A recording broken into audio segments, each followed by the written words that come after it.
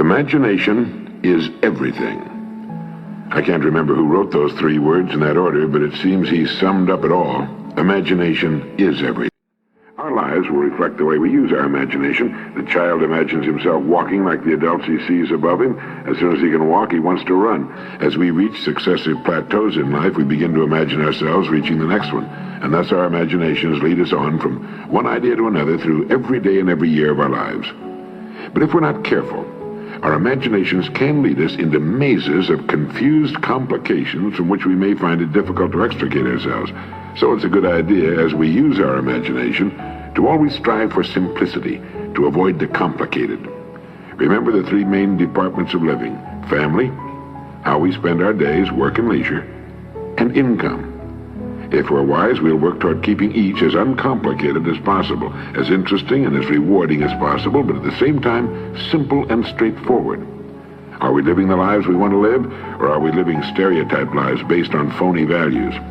Usually, they're a combination of both, a kind of compromise which says surely other people must have some idea of what constitutes the good life. After all, there are so many of them.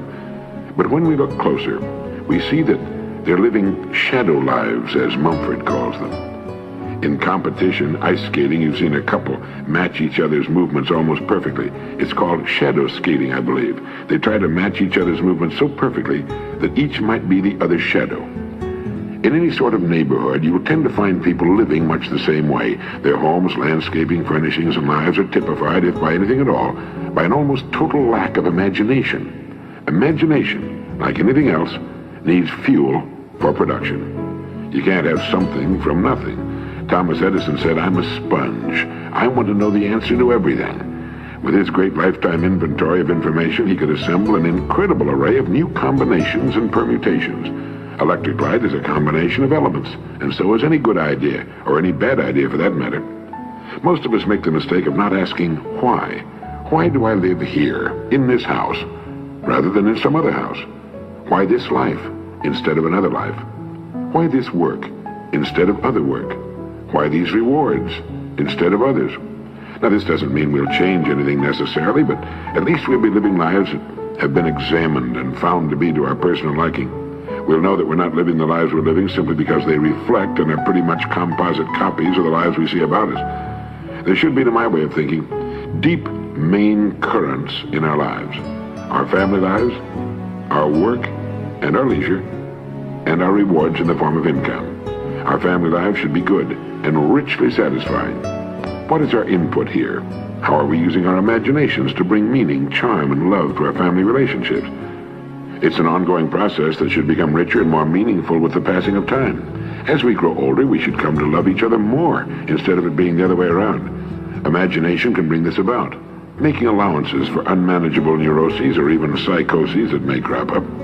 I've often thought of producing appointment calendars with weekly reminders that we should think of something interesting to do for those we love, to let them know we don't take them for granted. A dinner out, a weekend trip, flowers, a card, a phone call, a gift, maybe nothing more than a big hug and the words, "I love you very much." The 5 most important words in the language when arranged in that order. Or planning a really interesting vacation 6 or 8 months in advance, instead of waiting until the last minute and finding yourself with nothing very interesting to do. How about your home? Is it what you want?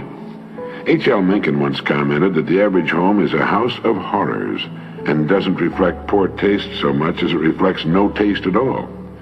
People tend to order their steaks medium, and their homes and lives the same way. Medium rhymes with tedium. The family is the most important part of the life of most of us. What good is accomplishment if there's no one with whom to share it? What good is anything if there's no one with whom to share it? And since the family is first in importance, it represents a fertile field for the imagination, not just for the woman in the family, but for the man, and hopefully the kids as well. Family creative thinking sessions are a lot of fun and a never-ending source of good ideas. Check every idea for basic simplicity. Avoid complication whenever possible. Next, imagination as it applies to the way we spend our days, our work, and our leisure. Let's take them in order. No matter what it is we want, if it's within the realm of reality, we can get it through imagination applied to our work. Nothing now being done by man is being done the way it can and will be. Everything will be done much better. Not can be, will be, whether it's the result of our applied imagination or not. People who resist change in their work are impediments to progress, yet the first words the new person on the job usually hears are, "Now this is the way it's done around here." A business leader made the comment that if we're doing anything this year the way it was done last year, we're obsolete. Now that's an extreme generalization, but deserves careful attention. In most things, it's true. Now, while getting new ideas in business is usually the best way to guarantee unpopularity, it's still the only way to renewal and growth. People resist new ideas from the top to the bottom of an organization, especially if it's an older organization. Championing a new idea is a lonely business. But if you believe it's a good idea, if your research causes you to believe it will be of significant benefit, and the costs and disruption necessary to test the idea are not completely out of line with its ultimate benefits, then fight it through. Do it as diplomatically as you can, make as few enemies as possible, but fight it through if you believe in it. The object of management is not to be loved by the people in the organization. It's to make things happen most profitably for all concerned, particularly the customer. People historically have stood in the way of virtually every good idea, and especially if it isn't theirs. Your good ideas can lead to your dismissal from an organization. But ideas are more important than a job. With good ideas, you have independence. There's always a way to succeed. A friend of mine found he couldn't get his ideas through the board of directors. He resigned, and beginning at about the age of 60, he built a $300 million a year business on his rejected ideas. Walt Disney used to ask 10 people what they thought of a new idea. If they were unanimous in their rejection of it, he would begin working on it immediately. Our world today consists of thousands of things people once thought were impossible. How many good ideas have you followed through to completion in your work during the past year? A business whose very beginning and success were based on innovative imagination will become a muddle of stodgy convention with a few years of good profits. Ask yourself, what business am I in? What is its purpose? How does it contribute to the well-being of mankind? And how can I make it better? Not how can we produce more necessarily. We have almost overproduced ourselves into a world junk pile. In trying to produce more and more, many businesses have lost sight of real quality.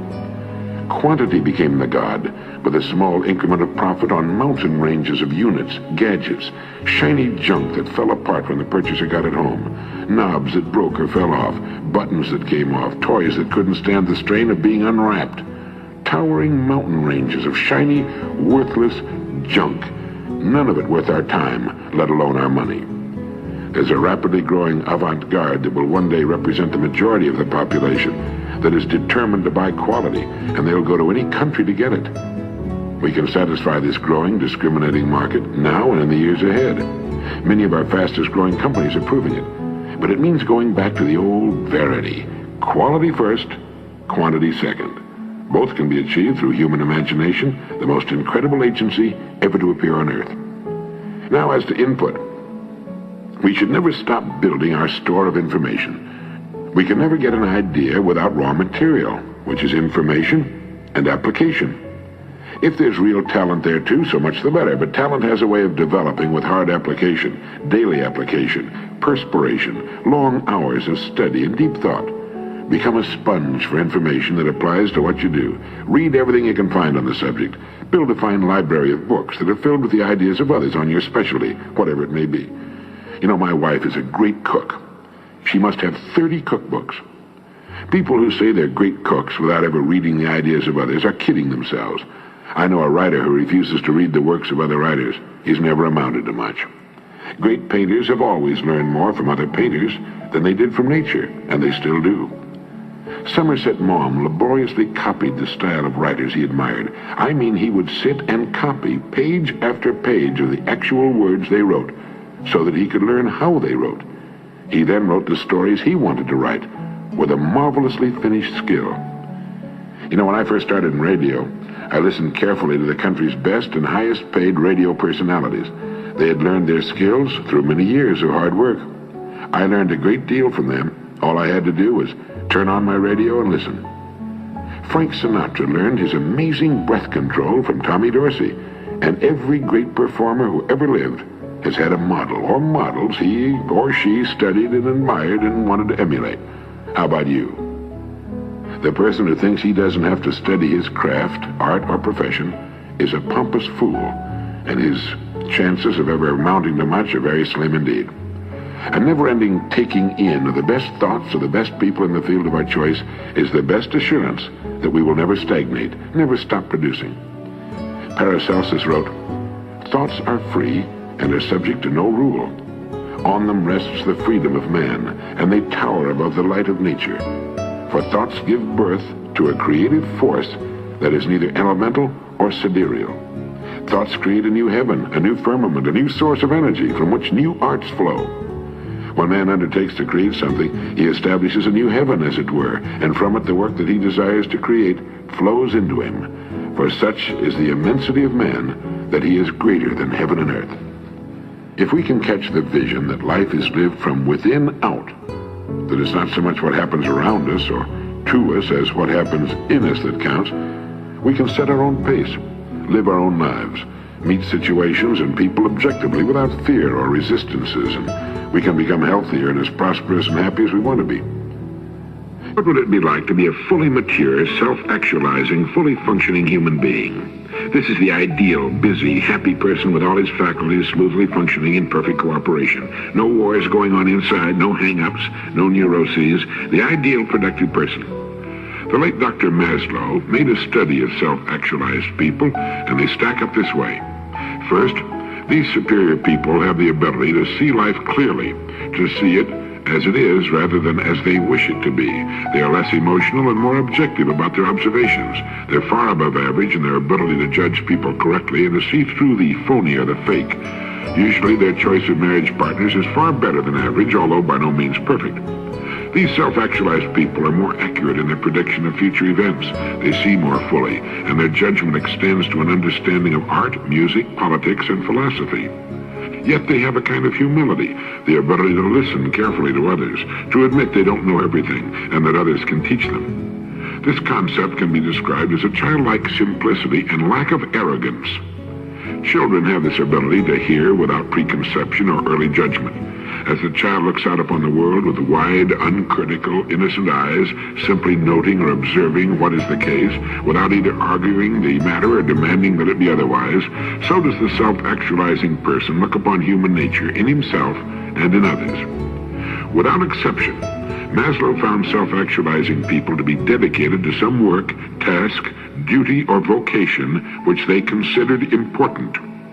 Because they were interested in this work, they worked hard, and yet the usual distinction between work and play became blurred. For them, work is exciting and pleasurable. Maslow found creativity to be a universal characteristic of all the self-actualizing people he studied. Creativeness was almost synonymous with the terms healthy, self-actualizing, and fully human. Now here again, the creativity of these people is similar to that of little children before they learn to fear the ridicule of others. Maslow believes this to be a characteristic which is too frequently lost as we grow older. Self-actualizing people either do not lose this fresh, naive approach, or if they lose it, they recover it later in life. Spontaneity is typical of this person. Self-actualizing people are less inhibited, therefore more expressive, natural, and simple. And of course, they have courage. The courage that's needed in the lonely moments of creation. This is a kind of daring, going out in front all alone, a defiance, a challenge. Thus, while these persons are humble in that they're open to new ideas, they're willing to forego popularity to stand up for a new idea. The self-actualizing person is a hard worker.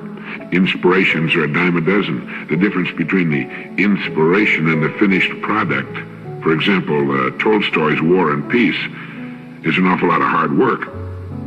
To go on, the self-actualizing person has a low degree of self-conflict. He's not at war with himself. His personality is integrated. This gives him more energy for productive purposes. As Maslow puts it, truth, goodness, and beauty are in the average person in our culture only fairly well correlated with each other, and in the neurotic person even less so. It is only in the evolved and mature human being, in the self-actualizing, fully functioning person, that they're so highly correlated that for all practical purposes they may be said to fuse into a unity. The psychologically healthy person is both selfish and unselfish, and in fact these two attitudes merge into one. The healthy person finds happiness in helping others. Thus, for him, unselfishness is selfish. They get selfish pleasure from the pleasures of other people, which is a way of being unselfish. Or saying it another way, the healthy person is selfish in a healthy way, a way which is beneficial to him and to society too. Research indicates that the healthy person is most integrated when facing a great creative challenge, some worthwhile goal, or a time of serious threat or emergency. The mature person has a healthy respect for himself, a respect based upon knowledge that he is competent and adequate, and while not dependent upon it, frequently receives deserved respect from others. Such a person does not need or value unwanted fame or notoriety. He's in control of himself and his destiny. He's not afraid of himself, ashamed of himself, or discouraged by his mistakes. He makes mistakes, but takes them in stride. The psychologically healthy person is highly independent, yet enjoys people. He's free. He resists the dictates of culture when it does not agree with his point of view. The average person is motivated by deficiencies. He seeks to fulfill his basic needs for safety, belongingness, love, respect, and self-esteem. The healthy person is motivated by a desire for self-actualization or growth.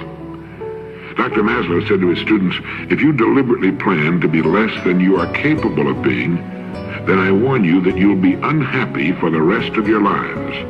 You'll be evading your own capacities, your own possibilities. Henry James, the very prolific American novelist, brother of William James, who is often called the father of American psychology. In fact, the James family remained outstanding for generations.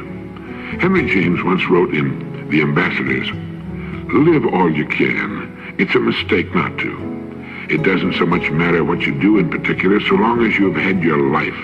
If you haven't had that, what have you had? What one loses, make no mistake about that. The right time is any time that one is still so lucky as to have. Live. Well, that wouldn't be a bad piece of advice to have framed and placed in a conspicuous place, would it?